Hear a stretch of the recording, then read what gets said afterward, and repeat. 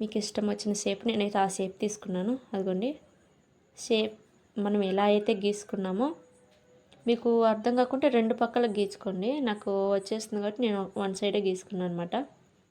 Video length ఎక్కువ అవుతుందని shape ప్రకారం కట్ చేసుకుంటే సరిపోతుందనమాట.